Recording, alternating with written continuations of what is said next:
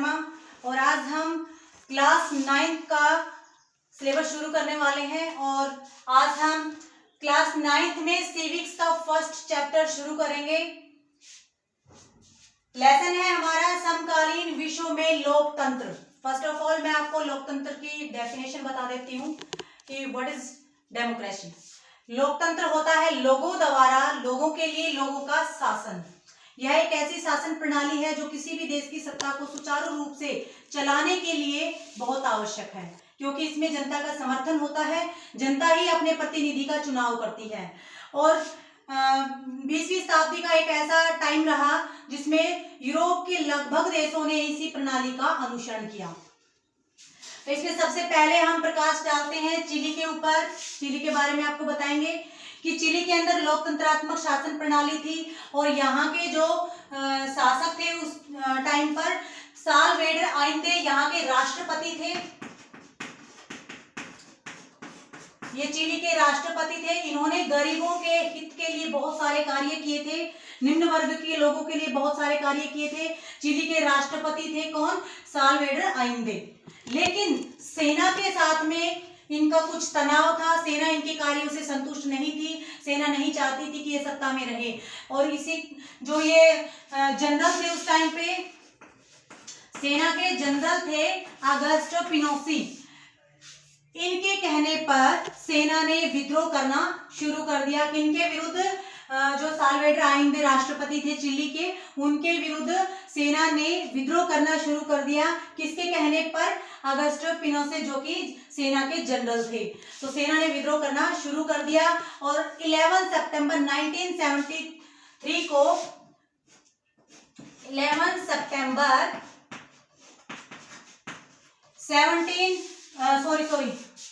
1973 था। 11 सितंबर 1973 को सेना ने विद्रोह कर दिया और इस विद्रोह के अंदर जो राष्ट्रपति थे चिली के साल्वाडोर आइंदे वो मारे जाते हैं। उनकी डेथ हो जाती है, उनको मार दिया जाता है और विद्रोह करती है सेना जिसका संचालन करते हैं ऑगस्टो पिनोशी। और इनकी डेथ के बाद में किनको गद्दी पर बिठाया जाता है? कौन बनते हैं राष्ट्रपति? ऑगस्टो पिनोशी चिली के राष्ट्रपति बनते हैं और इन्होंने यहाँ पर 17 साल तक शासन किया। 17 साल तक ऑगस्टो पिनोशे ने चिली के अंदर शासन किया। ये जनरल होते थे पहले और बाद में फिर ये देश के राष्ट्रपति बने। फिर 1988 में 1988 में यहाँ पर वोट डाले गए। 1988 में यहाँ पर मतदान करवाए गए और जो मतदान था, पहले इनको था कि भाई जो मतदान होंगे उसके अंदर वोट मुझे ही मिलेंगे, लेकिन इस मतदान प्रणाली में जो लोगों का समर्थन था वो इसके विरुद्ध था। लोगों ने इनके विपक्ष में वोट डाले जिसके कारण ये सत्ता से बाहर हो गए और यहाँ पर 1988 के बाद में राजनीतिक स्वतंत्रता की स्थापना कर दी गई, यानी कि दोबारा से यहाँ पर लोकतंत्रात्मक शासन प्रणाली लागू कर दी गई। कब? 1988 की मतदान के बाद में। इस मतदान के बाद में पिनोशे जो थे वो सत्ता से बाहर हो जाते हैं और यहाँ पर राजनीतिक स्वतंत्रता की बहाली होती है। और इसी प्रकार जो 20वीं शताब्दी का जो टाइम था वो लोकतंत्र के विस्तार का टाइम था। बहुत सारे देशों में इस शासन प्रणाली को अपनाया गया, इसका अनुसरण किया गया और इसी के अंदर इसके बाद में आता है न्यूजीलैंड।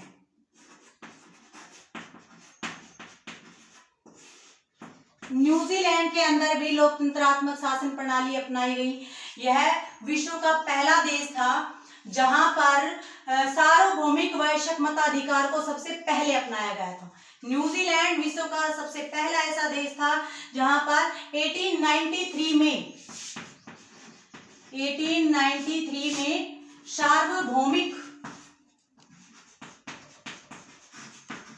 सार्वभौमिक वयस्क मताधिकार अपनाया गया।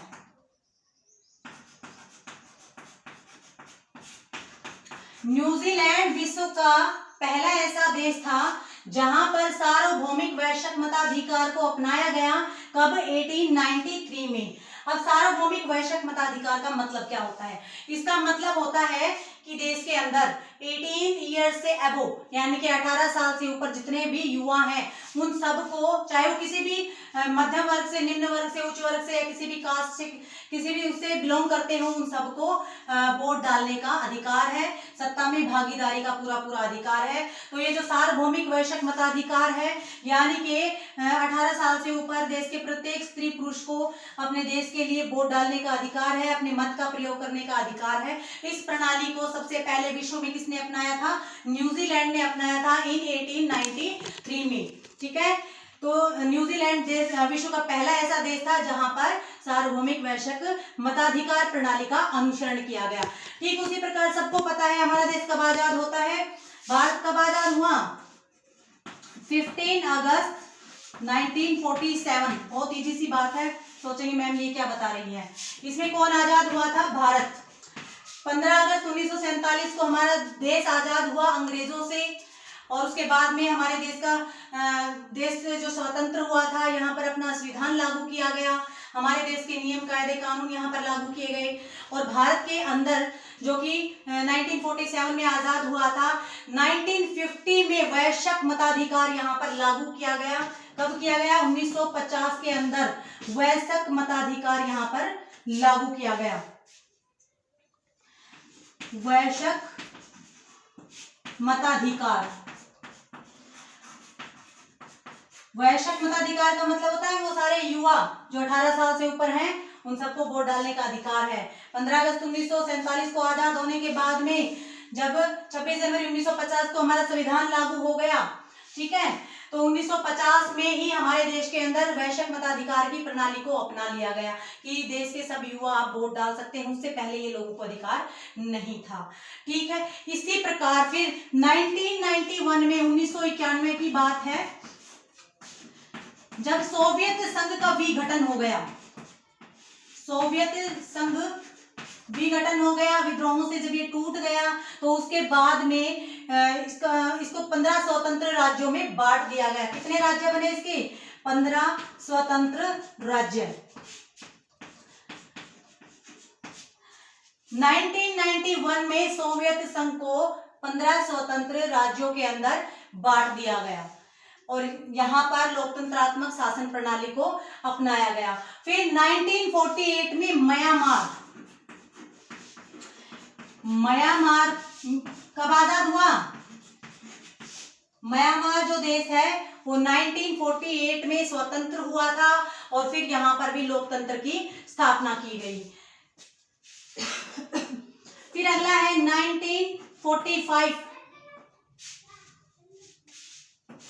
1945 के अंदर महत्वपूर्ण डिसीजन लिए गए। इसी समय संयुक्त राष्ट्र संघ की स्थापना की गई। संयुक्त राष्ट्र संघ, यूएनओ जिसको हम बोलते हैं, यहाँ पर संयुक्त राष्ट्र संघ बना 1945 में। 1945 में संयुक्त राष्ट्र संघ का निर्माण किया गया, बनाया गया और जब ये संघ बना तब इसके सदस्यों की संख्या कितनी थी? 51। जब ये संघ बना तब इसके अंदर 51 सदस्य थे और आज के टाइम पर शायद इसके सदस्यों की संख्या है 193। पहले इसके सदस्य कितने थे?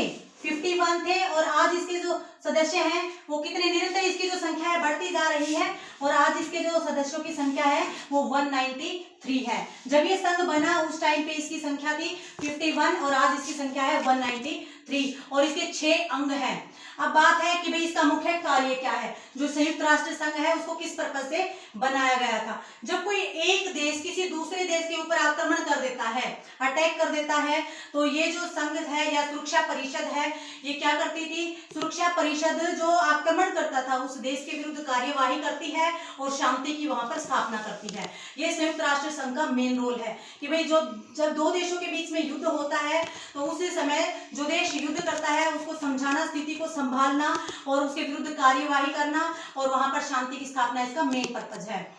फिर इसके बाद में जो 20वीं शताब्दी है उसके बाद में पूरे विश्व के अंदर देशों ने लोकतंत्र की इच्छा को जाहिर किया और दिन प्रतिदिन यहाँ पर लोकतंत्र की स्थापना का जो प्रोसेस था वो बढ़ता चला गया। एशिया, लैटिन अमेरिका और संयुक्त एशिया और जो अमेरिका के संयुक्त राष्ट्र अमेरिका के आसपास के क्षेत्र थे, एशिया, लैटिन या अमेरिका या फिर जो संयुक्त देश थे, वो टोटल मतलब जितने भी ये देश थे उन सब के सब ने राष्ट्र के अंदर लोकतांत्रिक शासन प्रणाली को लागू करने का समर्थन किया कि भाई ज्यादा से ज्यादा क्षेत्रों के अंदर इसको अपनाया जाए। ठीक है, यानी कि विश्व के बहुत सारे ऐसे क्षेत्र थे जो अभी अभी आजाद हुए थे या फिर जिनके अंदर पहले राजतंत्रात्मक शासन प्रणाली होती थी, वहां पर लोकतंत्रात्मक प्रणाली का अनुसरण किया गया, उसको अपनाया गया। तो ये तो वो देश हैं जिनके अंदर लोकतांत्रिक शासन प्रणाली को अपनाया गया। चिली में जैसे ही साल्वाडोर आइंदे का शासन समाप्त हुआ, विद्रोह के बाद में, उसके बाद अगस्टो पिनोसे आए, फिर 1988 के मतदान के बाद वो सत्ता से बाहर हो जाते हैं, और उसके बाद न्यूजीलैंड जो जिसके अंदर 1893 में विश्व में सबसे पहले सार्वभौमिक वैश्विक मताधिकार प्रणाली को लागू किया गया, और फिर भारत के अंदर 1950 में वैश्विक मताधिकार को अपनाया गया, और फिर 1991 में सोवियत संघ जो कि 15 स्वतंत्र राष्ट्रों में राज्यों में जिसका बंटवारा हो गया था, वहां पर भी इसी प्रणाली का अनुसरण किया गया, और फिर 1948 में म्यांमार आजाद हुआ और वहां पर लोकतंत्रात्मक शासन प्रणाली की नींव रखी गई। तो ये मोस्ट इंपोर्टेंट था। आगे है भाई कि जो देश, ये तो है लोकतंत्र की स्थापना की कैसे क्या हुआ और कहां पर ये चीजें लागू की गई। अब अगला हमारा पॉइंट बनता है कि जो गैर लोकतांत्रिक देश है उनको किन समस्याओं का सामना करना पड़ता है। गैर लोकतांत्रिक जो देश हैं, गैर लोकतांत्रिक का मतलब क्या होता है?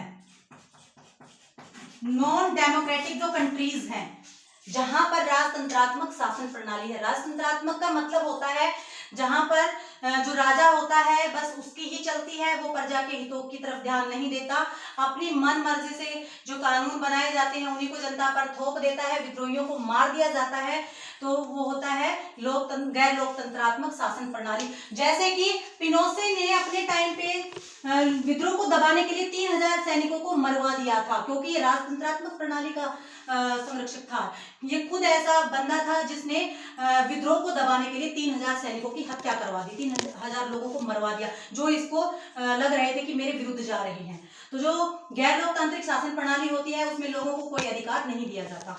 अब पॉइंट हमारा बनता है कि गैर लोकतांत्रिक देश के लोगों को किन किन समस्याओं का सामना करना पड़ता है। मोस्ट इंपोर्टेंट है, हर बार ये एग्जाम में ये क्वेश्चन पुट अप होते हैं। इसके अंदर हमारा पहला पॉइंट बनता है कि शासन सत्ता व हिंसा पर आधारित होता है। इस प्रकार की शासन प्रणाली जिन देशों के अंदर लागू होती है, गैर लोकतांत्रिक शासन प्रणाली, उन देशों के अंदर जनता के हितों की तरफ नहीं देखा जाता। यहाँ पर अगर कोई विद्रोह करता है तो उसको या तो मरवा दिया जाता है या उसको देश से बाहर निकाल दिया जाता है। जो राजा होता है, जो देश का शासक होता है, बस उसकी ही चलती है, बाकी सारी चीजें उसके सामने गौण होती हैं। इसके अंदर विद्रोहियों को मरवा दिया जाता है। फॉर एग्जाम्पल पिनोसे ने भी 3000 लोगों को मरवा दिया था। फिर अगला पॉइंट हमारा बनता है कि व्यक्ति को कोई महत्व नहीं होता। देखो जैसे जो डेमोक्रेटिक कंट्रीज होती है ना, उसमें एक एक व्यक्ति महत्व रखता है, देश का एक एक व्यक्ति महत्व रखता है, क्योंकि वो अपने मत का प्रयोग करके देश के प्रतिनिधि का चुनाव करता है। एक वोट भी बहुत अहमियत रखता है देश की सत्ता को सुचारू रूप से चलाने के लिए। लेकिन जो नॉन डेमोक्रेटिक कंट्रीज होती हैं वहां पर व्यक्ति का कोई महत्व नहीं होता, वहां पर सिर्फ राजा ही महत्व रखता है, बाकी चीजें महत्वहीन होती हैं। राजा जो चाहता है वही होता है। फिर अगला पॉइंट हमारा बनता है अधिकार व स्वतंत्रता नहीं होती। वहां पर जैसे कि जो डेमोक्रेटिक कंट्रीज होती हैं, लोगों के पास मौलिक अधिकार होते हैं, उनके पास मौलिक स्वतंत्रताएं होती हैं, कहीं पर भी घूमने की, शिक्षा ग्रहण करने की या जॉब करने की, धर्म परिवर्तन की, या कहीं पर भी रहने की, या कुछ भी कोई भी कार्य करने की सारी स्वतंत्रताएं होती। लेकिन इस प्रकार की स्वतंत्रताएं गैर लोकतांत्रिक देशों के अंदर नहीं होती। लोगों के पास अपने कोई अधिकार नहीं होते, उनके पास कोई स्वतंत्रताएं नहीं होती। ठीक है, और जो लोग होते हैं वो अपने शासक की आलोचना नहीं कर सकते। अगर कोई आलोचना करता है तो उसको दबा दिया जाता है, मरवा दिया जाता है या देश से बाहर निकाल दिया जाता है। फिर अगला पॉइंट हमारा बनता है कि अगर सेना शासन को उखाड़ फेंकती है तो लोगों से कौन कौन सी स्वतंत्रताएं छीन ली जाती हैं। ये हमारा जो टॉपिक है वो किससे मैच करता है? वो करता है कि चिली के अंदर पहले राष्ट्रपति थे साल्वाडोर आइंदे जो थे, साल्वाडोर, लेकिन उसके बाद में जब सेना विद्रोह करती है और पिनोसे आते हैं सत्ता में, राष्ट्रपति बनते हैं, 17 साल तक शासन करते हैं, तो उस टाइम पीरियड के दौरान लोगों से कौन कौन सी उनकी स्वतंत्रताएं छीन ली गई। यहाँ पर ये बात मेन हो जाती है कि भाई जो लोग होते हैं उनसे उनकी सारी स्वतंत्रताएं छीन ली जाती हैं जब जो सेना होती है वो सत्ता को उखाड़ कर फेंक देती है। तो ये जो स्वतंत्रताएं छीन ली जाती हैं उसमें सबसे पहले आता है भाषण देने की स्वतंत्रता। पहला पॉइंट इसके अंदर आता है भाषण देने की स्वतंत्रता।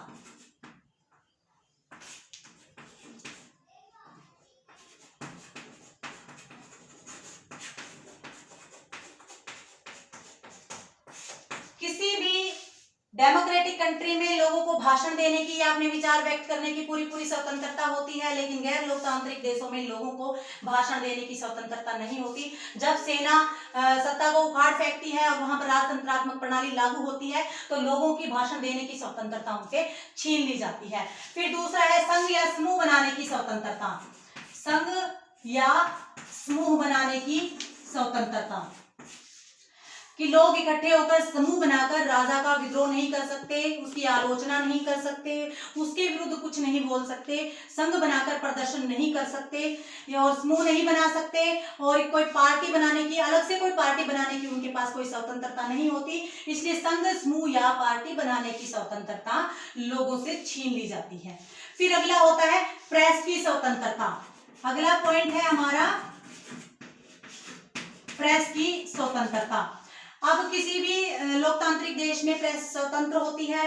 अगर उसे लगता है कहीं पर भी किसी प्रकार का कोई भेदभाव या कोई विद्रोह, कुछ भी ऐसा हो रहा है चाहे वो सरकार के विरुद्ध हो या सरकार के पक्ष में हो, लेकिन प्रेस को स्वतंत्रता होती है, जो सच होता है उसी को वह जनता तक पहुंचाती है।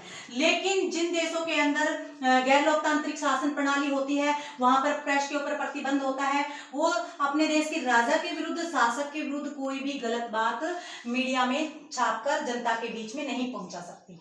जो प्रेस होती है उसकी जो पावर होती है वो सीमित होती है, वो सिर्फ राजा के पक्ष में चीजें छाप सकती है, लेकिन राजा के विरुद्ध या शासक है, राष्ट्रपति है, जो भी है उसके विरुद्ध वो कोई भी चीजें मीडिया के माध्यम से जनता तक नहीं पहुंचा सकती। तो प्रेस यहाँ पर प्रतिबंधित होती है या सीमित होती है कि भाई वो उसकी जो स्वतंत्रता है वो सीमित है कि वो राजा के विरुद्ध कोई चीजें छाप ना सके। फिर अगला है प्रदर्शन। फोर्थ है प्रदर्शन। प्रदर्शन यानी कि कोई चीज अगर मान लिया कोई भी व्यक्ति सेना से संतुष्ट नहीं है या किसी जहां पर वो जॉब करते हैं, जिस क्षेत्र में रहते हैं, किसी भी चीज से वो संतुष्ट नहीं है तो वो प्रदर्शन करते हैं। फॉर एग्जांपल अगर किसी मिल के मजदूर अपने जो उसका मालिक है उससे संतुष्ट नहीं है तो वहां के लोग हड़ताल करते हैं, प्रदर्शन करते हैं, विरोध करते हैं अपनी मांगे मनवाने के लिए। तो इस प्रकार की स्वतंत्रताएं वहां नहीं होती। हड़ताल की या प्रदर्शन की स्वतंत्रता उन लोगों के पास में नहीं होती। किन लोगों के पास में? जहां पर गैर लोकतांत्रिक शासन प्रणाली होती है। प्रदर्शन नहीं कर सकते, विद्रोह नहीं कर सकते, भाषण नहीं दे सकते, कोई संघ नहीं बना सकते, कोई समूह नहीं बना सकते, प्रेस प्रतिबंधित होती है, अपने राजा के विरुद्ध कोई भी बात वो नहीं बोल सकती है।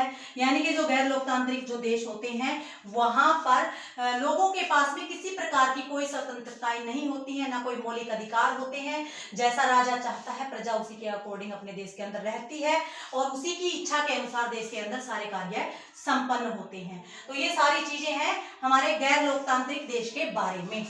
तो ये जो लेसन था विश्व में लोकतंत्र, इसके अंदर पहले बताया गया है कि भाई कैसे लोकतंत्र होता क्या है, फिर गैर लोकतांत्रिक शासन प्रणाली के अंदर समस्याएं क्या होती हैं और जब सत्ता को सेना उखाड़ फेंकती है तो कौन कौन सी सिचुएशन वहां पर क्रिएट हो जाती हैं। ये इसके मेन टॉपिक थे और मोस्ट इंपोर्टेंट ये दो क्वेश्चन आपके बनते हैं यहाँ पर। पहला क्वेश्चन कि लोकतांत्रिक देशों को कौन कौन सी समस्याओं का सामना करना पड़ता है और फिर उसके बाद में जो दूसरा क्वेश्चन बनता है कि अगर सेना के द्वारा शासन को उखाड़ फेंका जाता है तो जो जनता होती है उससे उनकी कौन कौन सी स्वतंत्रताएं छीन ली जाती हैं। मोस्ट इंपोर्टेंट क्वेश्चन ये यहाँ पर बनते हैं।